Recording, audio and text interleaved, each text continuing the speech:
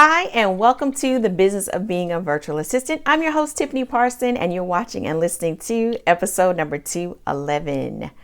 All right, so today we're going to dive into 3 things your potential client needs to know before they hire you. These are 3 important things. They're going to help with some of the frustration you may be experiencing. If you've ever had someone reach out to you to ask, hey, I heard you're a virtual assistant. What do you do?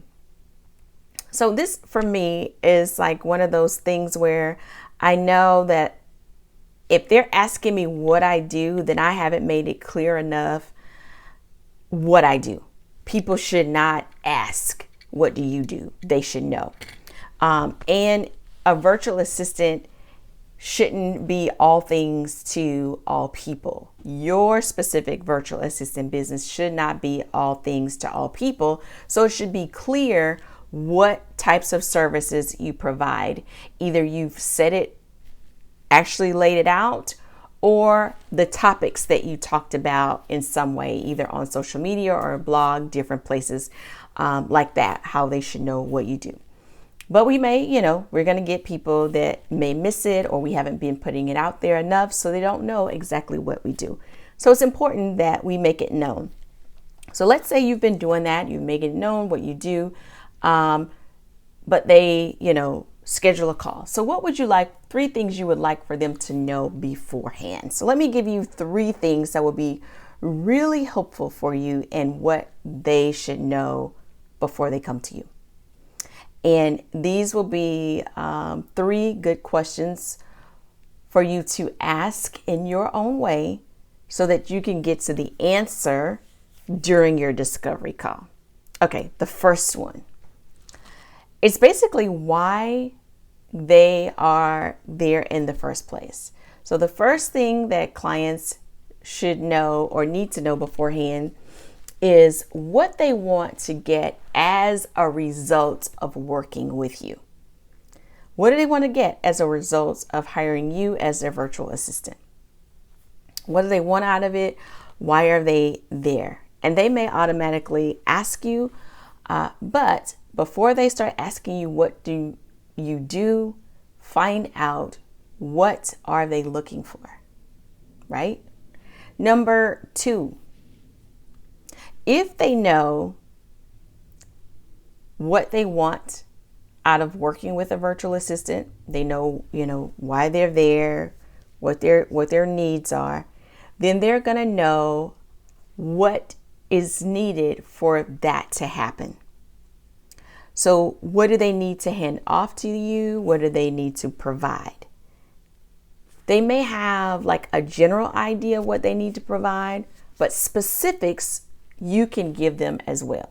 So for example, let's say a client they need some support when they do webinars.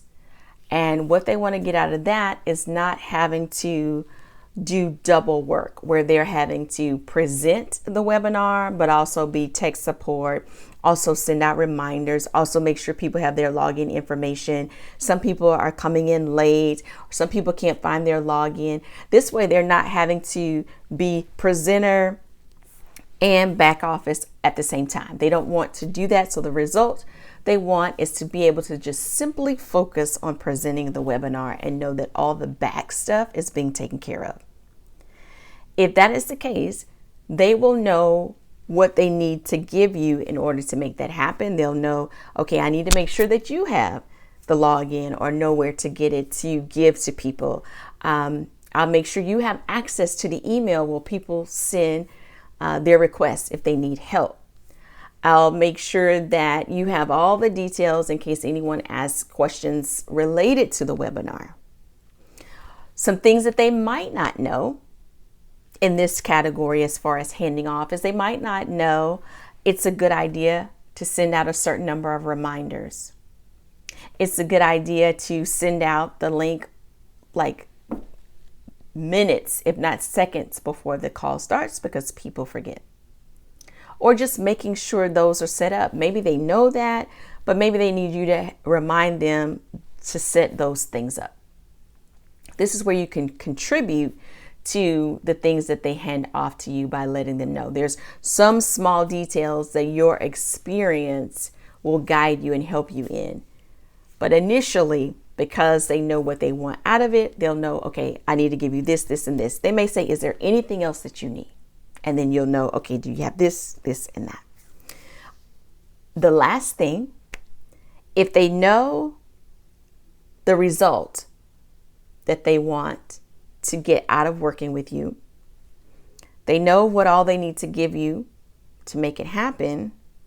Then number 3 is, how soon do they want it to happen? So when is the webinar? When would you like for me to start diving into your emails? When would you like for us to start scheduling for your social media? How soon do you want to start seeing a result? If the webinar is tomorrow, the webinar is next week, this may be a red flag that your client is going to be last minute. If they're last minute when they first hire you, they're going to be last minute down the road when they're used to working with you on a regular basis. These 3 things that your client gives you during the discovery call, because either they tell you outright or you're going to ask them because they should know ahead of time, will give you an indication of what it's going to be like to work with them. This is where you get to decide, is this the client I want to work with? Is this client ready for me? If this client is not quite ready, am I willing to help the client get ready for me? Or is this an outright, no, this is definitely not going to work out? By finding out these 3 things that your client should already know will help you and guide you in making the decision as to whether it's the right client for you. So I hope this helps. I've decided in 2022 to make our podcast episodes a little shorter based on our data from past episodes. I would say the average is like a 10-minute listen. So I'm going to do my best not to talk so much unless we have a really intense conversation that needs to be had. So anyway, you have a wonderful and fantastic day.